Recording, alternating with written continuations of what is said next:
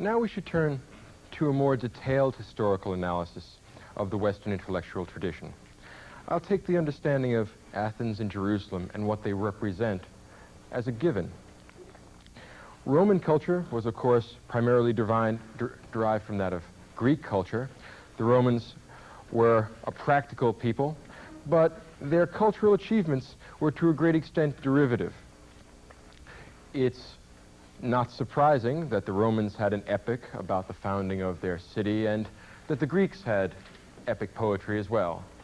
The Romans had tragedy and the Greeks had tragedy. The Romans had comedy and the Greeks had comedy.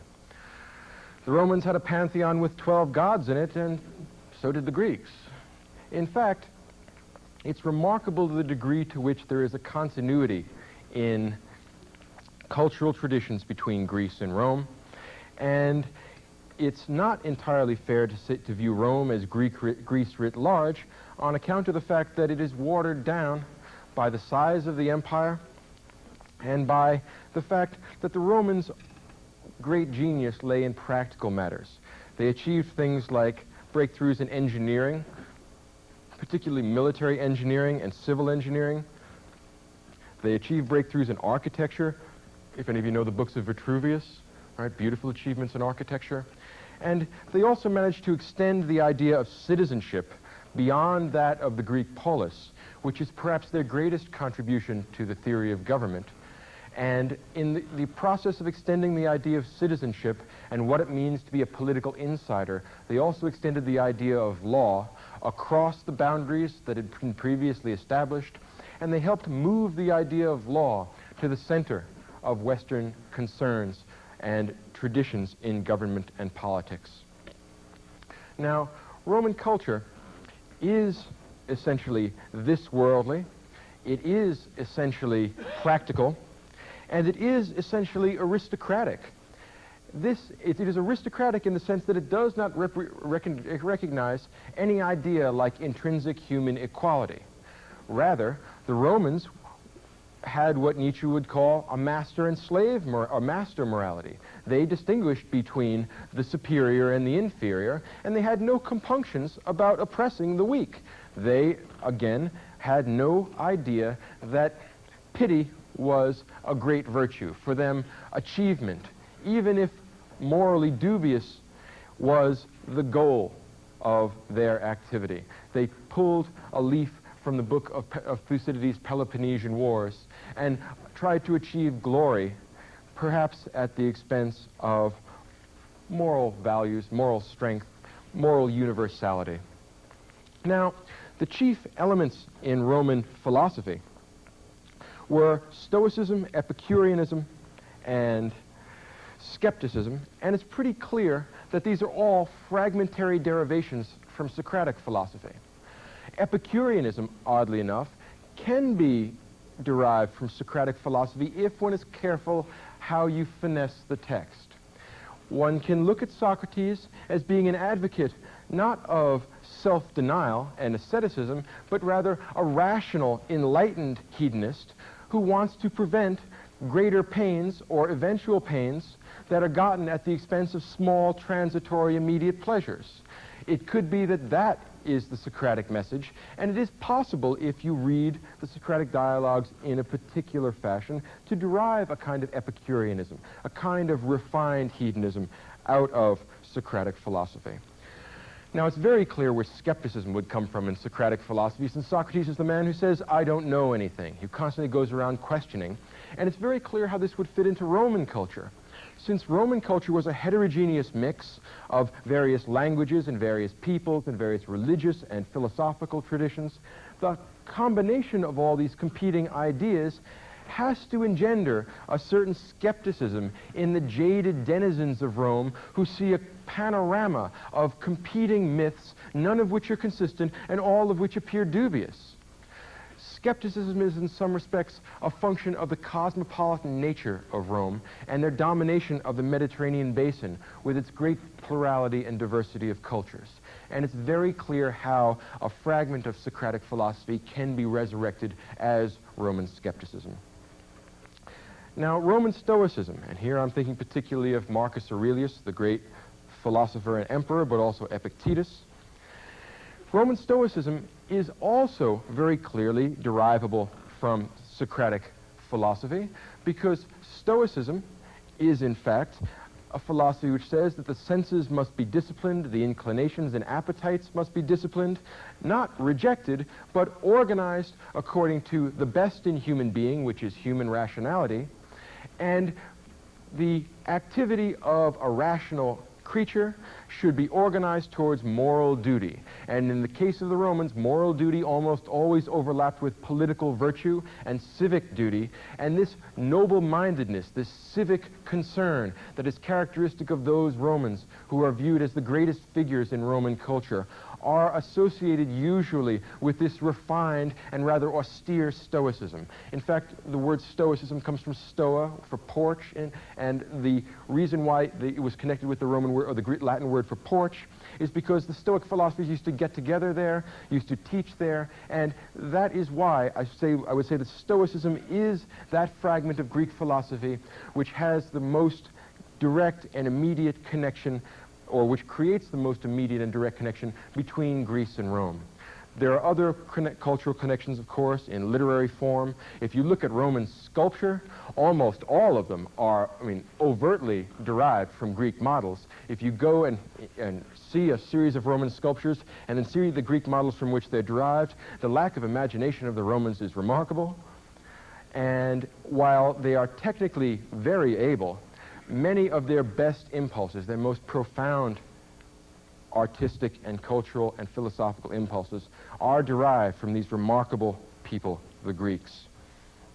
Now, if we include 200 years of Greek power, starting in about 600 BC, and we take Roman history to be tapering off by the, say, 300s AD, we get almost 1,000 years of classical Greco-Roman culture. It's very clear that Rome is waning and that its cultural underpinnings are starting to break away, certainly by 313, when Constantine issues the Edict of Milan and makes Christianity legal for the first time, abolishes the persecution of Christians. And then later in the 300s, about 50 or 80 years after the Edict of Milan, Theodosius makes Christianity the official religion of the Roman Empire.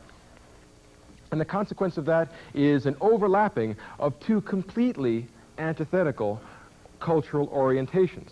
Christianity is essentially democratic. Nietzsche is right. In historical fact, it was at least initially a religion of slaves.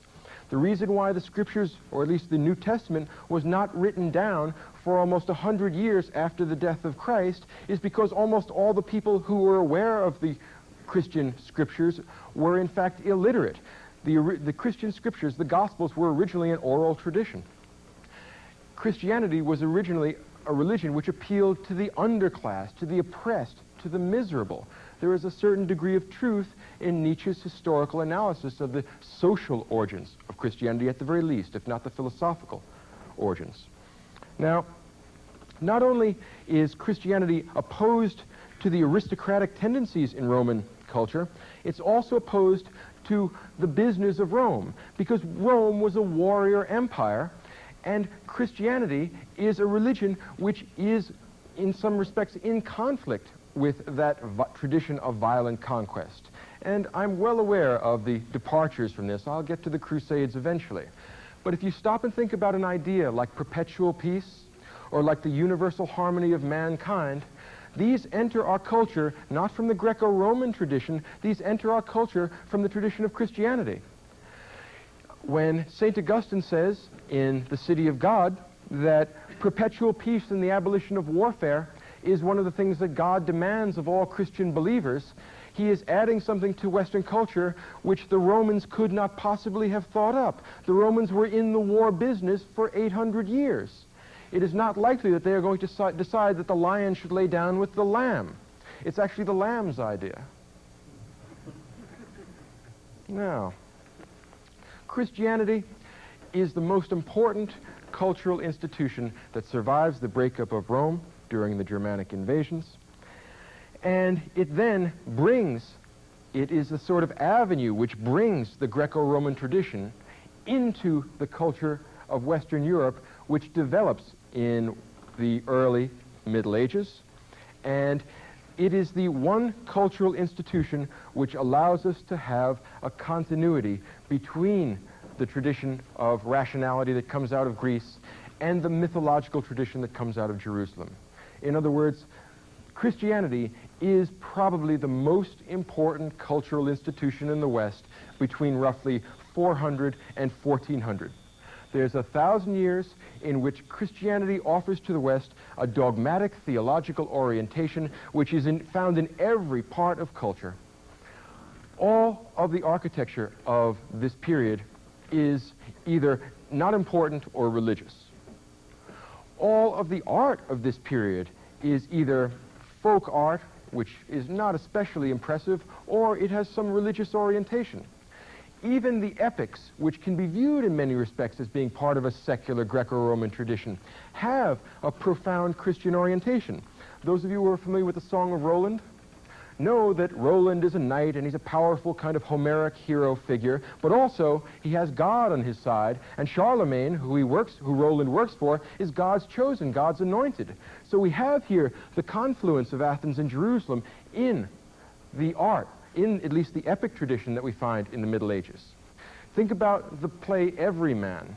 Everyman is a Christian morality play which doesn't show us any particular quality in any particular person. Rather, individuality is submerged to an expression of the human condition as it applies to everyone.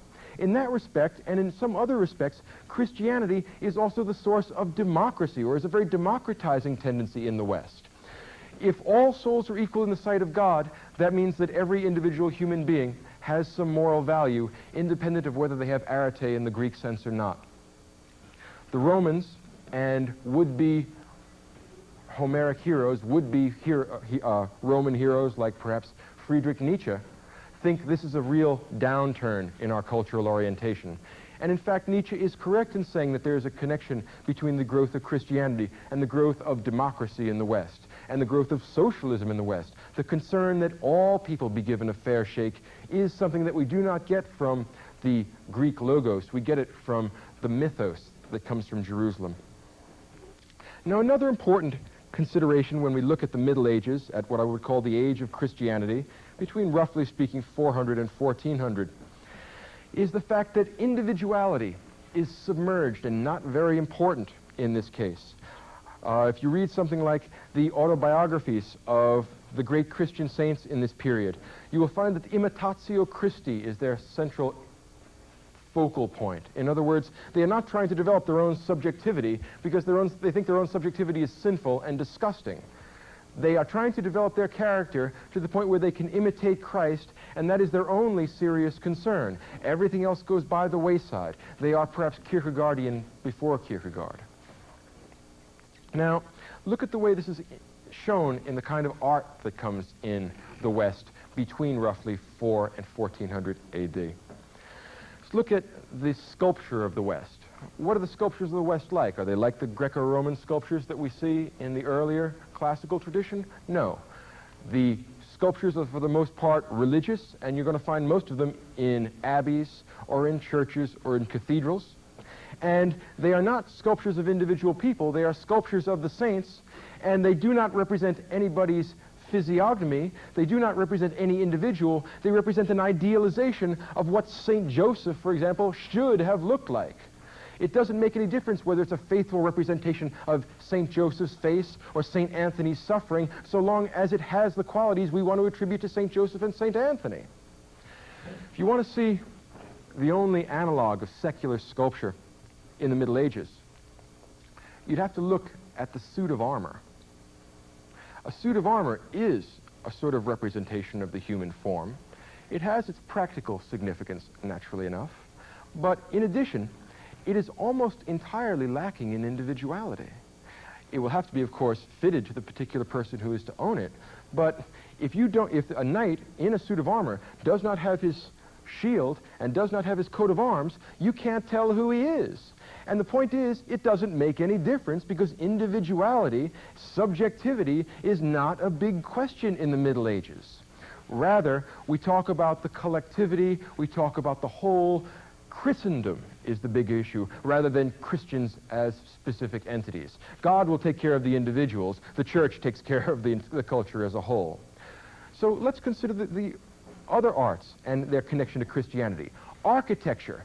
The typical architectural construct of the Middle Ages is the cathedral, not the individual villa or house. The typical painting or the typical woodcut from the Middle Ages is even more revealing. If you look at, say, the altarpieces from the Middle Ages, there are a lot of these in Germany and in the Low Countries, they have representations, visual representations of God and angels and peasants and kings and bishops and the Pope and all kinds of things. And one thing that is very noteworthy that immediately stands out to us moderns is the fact that when you see a picture with peasants in it and archbishops in it, the peasants are about this big and the archbishop is about this big. Now this may strike you as odd, this may strike you as a lack of technical ability, but that's not what is going on here.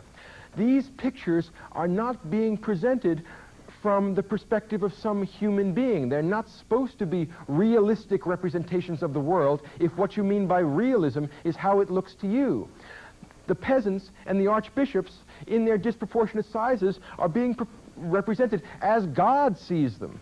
The visual art of the Middle Ages takes the God's eye perspective, and God thinks that archbishops are bigger than peasants, or at least he looks that way to him. They're more important than the average man in the field. That's why the archbishop will be this big and the peasant that big.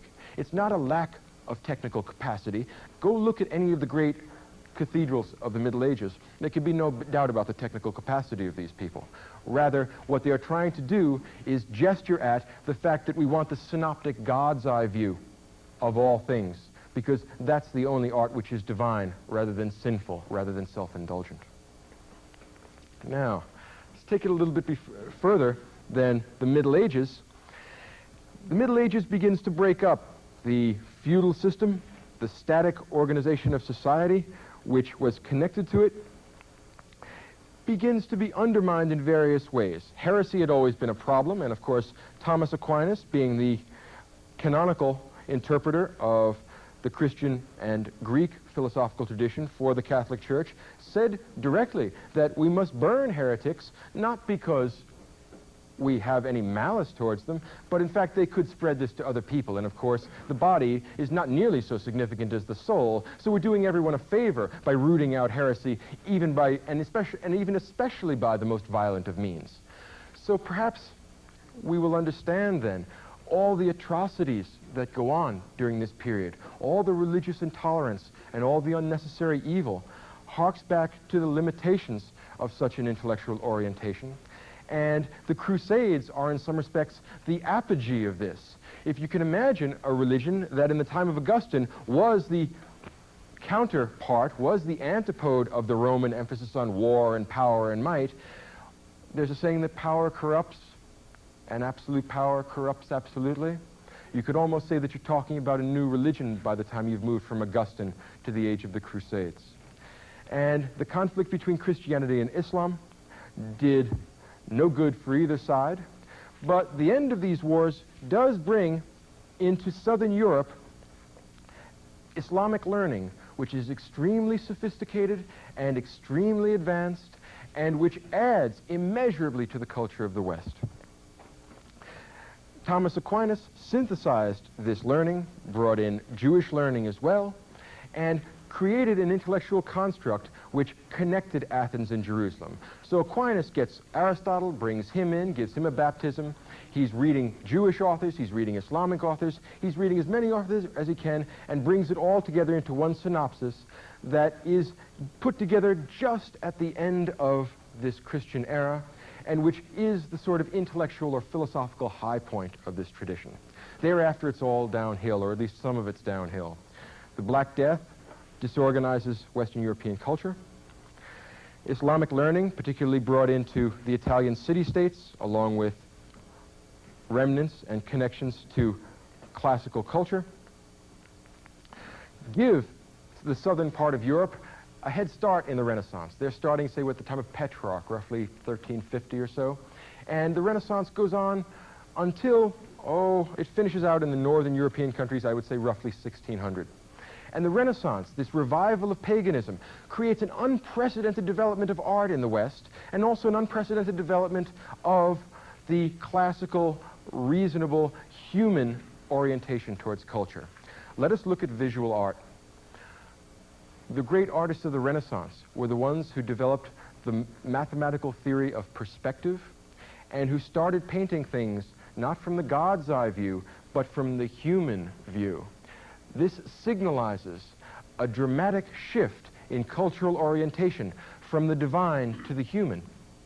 The invention of perspective is a way of saying that it is not a waste of time, that it is not somehow profane to represent the world as it appears to mere frail mortals. In fact, it is possible to add to the greater glory of God by showing the world as it appears to ordinary human beings. And this new realism is a signal that the age of humanism is upon us. If you think of the development of literature that comes along at this time, things like Petrarch, or if you think of the development of political theory at this time, I think you will find that this humanism is quite striking in its changes.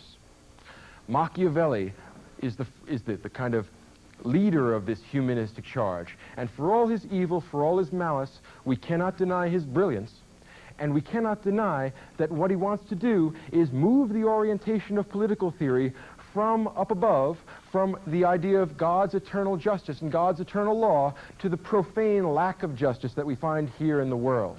It's a revival of Thucydidean skepticism and Thucydidean cynicism, and it's a revival of the power politics characteristic of the Sophists. When you read the Sophists, when you read the Platonic dialogues, and when you finally go to Machiavelli, think of him as the greatest of the Renaissance Sophists, and you will understand a great deal of his argument. Go back and compare the arguments that he makes about politics and about power to the arguments made in the first book of the Republic by Thrasymachus. I think you will be amazed at the similarity. Some things never change. Now, not only do we see a change in the orientation of the visual arts, a change in the orientation of political theory and political science, we also see the change in sculpture. Look at Michelangelo's David and ask yourself if that could have been constructed during the Middle Ages. Not a chance.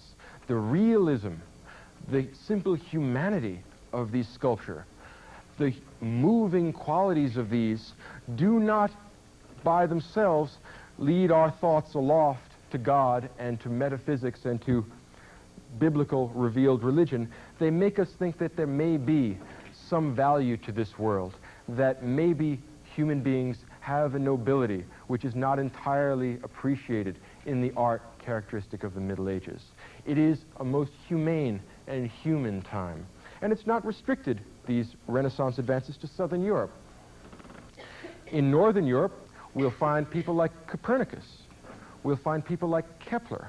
We'll find people like Albrecht Dürer. We'll find a great many people who are creating a new humane and human approach to culture, which is essentially a revival of classical paganism that is not treated as being antithetical to Christianity. Remember that I'm not drawing either-or distinctions here. What I'm doing is talking about the emphasis of culture. And there is clearly a renewed emphasis on the secular, on the human, on this worldly things in the Renaissance, which makes it a profound change from the previous 1,000 years of Western culture and history. Now, in the Renaissance, paganism is explicitly drawn in to Christianity, and there are many abuses that are attached to this. One of the problems that comes with the change in orientation from the next world to this world is an emphasis on worldly goods, on worldly possessions, on the satisfaction of bodily desires, which is alien to the culture of the Middle Ages, and which is, in many respects, an easy avenue to abuse. If you think of the idea of selling indulgences, of giving people essentially get out of hell free cards, that allows them to sin as they would, provided they have the appropriate amount of money, you can't think of anything less consistent with the spirit of biblical religion. The Reformation is a response, a Northern European response, to these to the revival and rebirth of classical learning and of human orientations in culture that we find in the southern parts of Europe during the Renaissance. Luther says in the opening of the Renaissance, or in the opening of the Reformation, that we must cleanse Christianity of all these pagan elements. And he is quite right in noting that there are a great number of non-scriptural, essentially pagan traditions at large in the West at the time. After 1,500 years of Christianity being the main focal point of culture, or at least 1,500 years that Christianity had to absorb the tradition of Greco-Roman culture, it should come as no surprise that there were many incorporations which have nothing to do with Jerusalem or its orientation towards the world. So Luther and Calvin and Zwingli and all the great reformers want to go back to Scripture, want a cleansed Christianity, which is no longer oriented towards this world, which rejects the temptations of the flesh, the temptations of the body, which rejects and forsakes this world for the next. Now, the difficulties that emerge from this are quite clear. In the first case, the conflict within Christianity moves from the religious realm to the political realm almost immediately.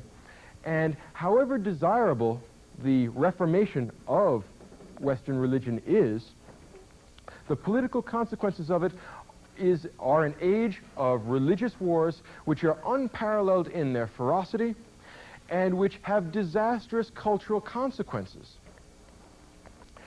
The population of Germany decreased by roughly 1/3 during the age of religious wars. Catholics killed Protestants, Protestants killed Catholics, non-combatants were killed for being non-combatants, Jews were killed by all sides, Islamic peoples, if they could be found, would of course be killed, heretics of every stripe were killed. It was a great attempt to create a refinement in our culture, but the downside of it was a period of political turmoil which undermined the prestige of religion among the intellectuals of the West. In some respects, the next phase of Western culture, with its concentration on nature and science, will be a way of saying that the intellectual life of the West has become disgusted with the political consequences of the orientation towards religion, and instead of taking God as the centerpiece of high cultural discourse, next nature will become the center of high cultural discourse. I would be inclined to say that the age of modern science, which I will, for want of a better term, call the Enlightenment, the period that goes roughly from, say, 1600 to 1800, is the age in which humane European intellectuals decided that the disputes over religion, characteristic of the Reformation, were fruitless, that they did no compliment or did no good thing for the culture, that they did no service to Western Europe, and that in fact humane men of goodwill ought to find some new topic to research and investigate, and this perhaps would allow for a non-controversial settlement of disputes between people of humanity and goodwill.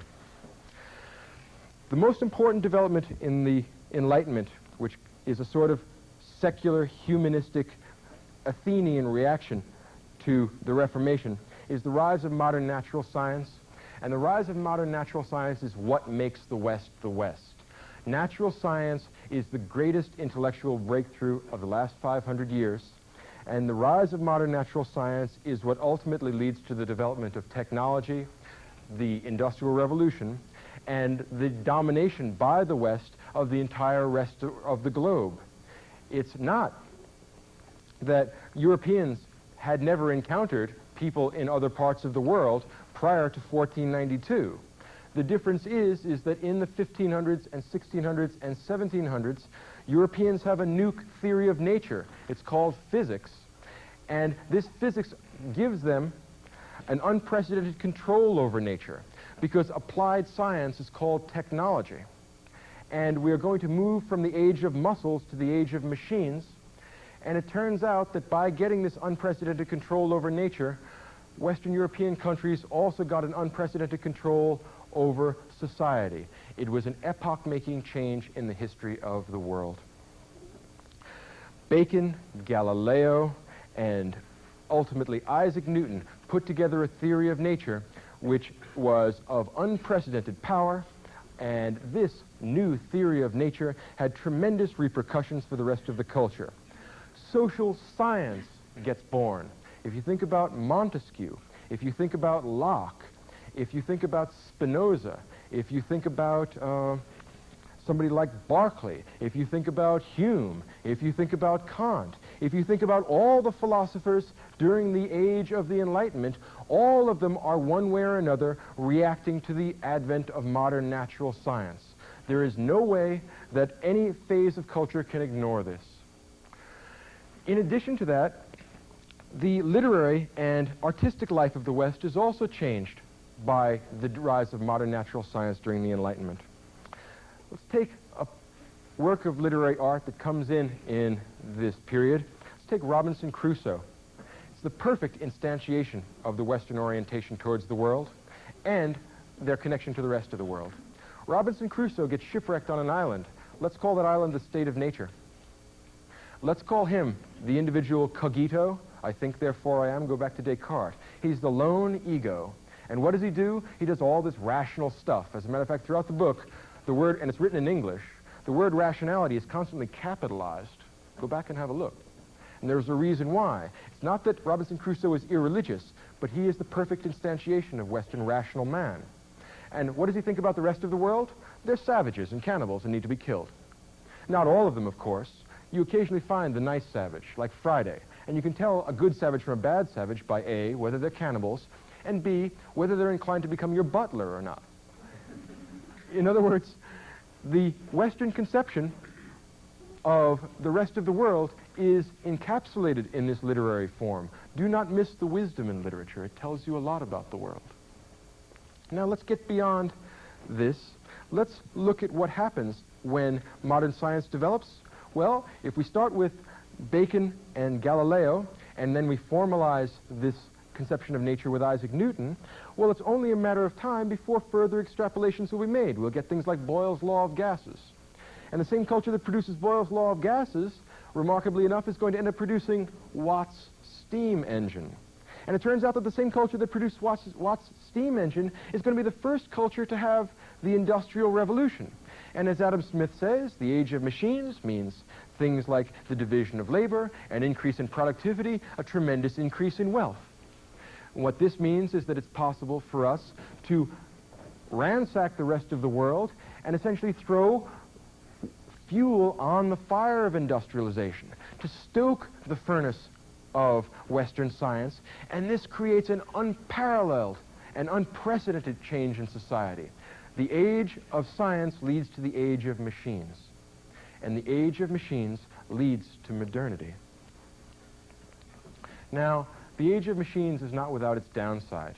It's dehumanizing, and it causes an enormous amount of hardship, both in Western Europe and in the rest of the world. In Western Europe, the age of machines causes crushing oppression and misery for whole generations of people. I mean, we cannot avert our eyes from this fact. Going back in its earliest case, when we see the division of labor at the time of Thomas More, when he talks about the sheep that eat men, driving people off the land into the cities, this movement from the land to the cities, from the countryside into urban areas, means that there's going to be a workforce there, and it's going to be possible to hire people at very low wages. And once the Industrial Revolution becomes a self-sustaining process, people will be sucked from the countryside into the cities, and they will be used up and thrown away. A great deal of misery and hardship is the cost of this sort of technological process. It is not true just of Western Europe. Look at the industrializing nations today. There is inevitably a certain degree of hardship and exploitation and oppression associated with this. It's not the only element, contrary to Marx, but it is one that can't be denied if one wishes to be intellectually honest. And there is a group of people that want us to be intellectually honest and want us to confront the evils of the machine age. And these people are called the Romantics. Romanticism begins, let's say roughly the time of the French Revolution. Let's say Romanticism begins with a terror. Because terror, anguish, pain, worry, profound emotional states are the favorite things for romantics to experience and talk about. All of Romantic art refers to heightened emotional states. They love deep sentiments and they distrust deep thinking. Let's think about, let's try music. Think of the music of Hector Berlioz. Compare that to the Brandenburg Concertos and ask yourself which came from the age of science and which came from the age of Romanticism. The age of science is instantiated in Bach's Brandenburg Concertos. You feel like you are walking through a giant clockwork. You feel like the Newtonian universe has assumed sonic form. That's what the Brandenburgs are all about. Think of Telemann, think of Vivaldi. All that same stuff is running through the culture at the same time. If you want to hear the difference between the age of the Enlightenment and classical formality and the age of Romanticism and profound emotional states, put Beethoven's First Symphony on, and then put on Beethoven's Ninth Symphony. Beethoven's First Symphony sounds like Haydn. Beethoven's Ninth Symphony sounds like God. And the distinction is quite clear. Listen to it and you hear it. And if you can't hear it, well, then try some other mode of art. Consider the kind of changes that we're going to get here. Romantic novels, for example. In romantic novels, reason never gets a capital R. Romantic novels are about starving children. They're about misery. Please, sir, I want some more. Think of Charles Dickens's novels, probably the greatest romantic novelist in English. Here's a general axiom. All novels about children are romantic. They reflect a nostalgia for a lost innocence. They reflect an assumption that sentiment is more important than reason. Those of you who are familiar with Dickens' novel Hard Times, what's the first line in it? Facts, facts, facts. Mr. Gradgrind is the send-up, is the caricature of the Enlightenment intellectual who's only concerned with facts and rationality. Look at all the clever children there that don't know anything. Ask yourself why and what he's trying to tell you about sentiment as opposed to reason. Dickens is not the only example. Think of William Blake and the dark, satanic Mills. Adam Smith doesn't think Mills are satanic. He thinks they're the best thing since sliced bread. On the other hand, he probably doesn't think about Satan very much either, does he? Blake thinks about Satan. Blake thinks spirits come and give him his poetry. All of romantic art is a rebellion against the age of the machine. It's a revival of heroic individuality at the expense of objectivity, at the expense of science, and at the expense of reason. You find it in music, you find it in literary art, you find it in painting. Think of David, think of any of the romantic painters, think of Turner, those seascapes.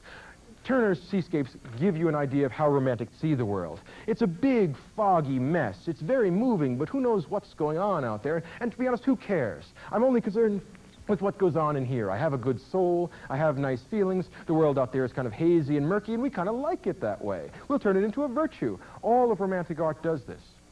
Take note of the fact that the first half of the 19th century produces rather little in the way of scientific achievements. Try and think of the great scientific achievements of that. Aren't very many. Maybe we could say Bentham's utilitarianism, but very little in the way of science. It produces great art because it produces great sentiment. It turns out that this is one of the necessary elements in human culture because it's one of the intrinsic elements of the psyche. But Romanticism is a movement of protest. And in the long run, you can only protest for so long. There is a kind of counterattack against sentiment, against gooey emotion, what T.S. Eliot called undisciplined squads of emotion. There's a counterattack against that in the last half of the 19th century. Let us call that the age of science, or return of science, or son of science, or science part 2, whatever you want to call it. It's more of the Enlightenment. The friends of logic and reason and objectivity and knowledge say, away with this self-indulgence, let's have some reasoning. Let's have a focus on nature. Let's get back to brass tacks. Let's say the opening salvo of the age of science, the revival of science, 1859, Charles Darwin's Origin of Species. What else goes on in the last half of the 19th century? Maxwell's equations, connecting gravity, or connecting electricity and magnetism. Pasteur's biological researches. And let's say the capstone of it, or in addition to that, we'll also get Frege's contributions to logic and the increase in logical capacity, or the capacity for logical analysis. The capstone of the age of science is Einstein's special theory of relativity, 1905. And we would say that perhaps the age of science ends with the advent of the First World War and the mechanization of destruction. The literary art of the age of science also reflects this cultural orientation. Elementary, my dear Watson. Only a scientific age could create a hero like Sherlock Holmes, a man who spends all his time deducing things from careful observation of the world, a man who knows the 28 kinds of cigar ash. Romantic heroes don't know about things like that. They have really good feelings.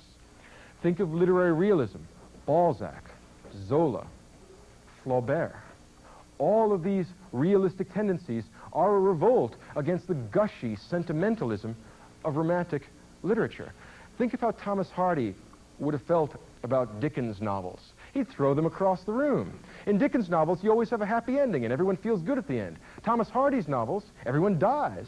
Think of Jude the Obscure. The whole family dies. He knocks them all off and he has them kill each other in a kind of grotesque comment upon the ironies of the human condition. All literary realism is essentially positivistic and scientistic. Now, let's conclude by looking at our own age. Our own age no longer believes in objectivity. It distrusts science. It distrusts certainty. We live in an age of anxiety. We live in an age of subjectivity. We live in what I will call the age of the ego. And all of our culture is oriented towards this. Think of our literary culture. Think of something like Joyce, Portrait of the Artist, Ulysses, a reformulation mythically of one day in one life. Think of, even more, something like Beckett, Sartre, Camus, D.H. Lawrence. D.H. Lawrence would have gotten along very well with most of the darker romantics. Perhaps his taste is a little too sexual for someone like Dickens, but what's more subjective than the writings of D.H. Lawrence? Doesn't he force us towards an emphasis on emotion, on feeling, on strong passions that are in some respect in conflict with the ideals of objectivity and reason and certainty? Doesn't our cultural orientation suggest that we live in an age of revived romanticism? Like the Romantic Age, our politics are the politics of heroism. Think of FDR, Hitler, and Stalin in the middle of this age. Our politics are irrational and essentially violent. We do not believe that it's possible to reason questions out, so we are stuck with the prospect of fighting them out. And in fact, there has been a sort of loss of faith in the Western intellectual tradition, at least insofar as it is connected with the idea of dispassionate rationality and objectivity. Existentialism is a part of this. Logical positivism is an attempt to hold off the flood of subjectivity, but even there they concede so much ground that the only thing that we end up able to talk reasonably about is not very important. As Wittgenstein says, one feels that even after all philosophical problems had been solved, the real questions of human life have never been touched. As we stand now, it could be that we're looking towards a change in our culture, a change in our orientation towards the mythos and the logos. There's no guarantee either way. What we can say is that if we do not get more rational, we do so at our peril. And I think there is room for optimism, but no certainty. We are not given any final solutions to the problems that our society has created and our world has created. But we know that every place in the world has adopted Western conceptions of physics. No matter where you go, when people want to do engineering, they do it based upon the knowledge of nature that was developed in the West in the last 500 years.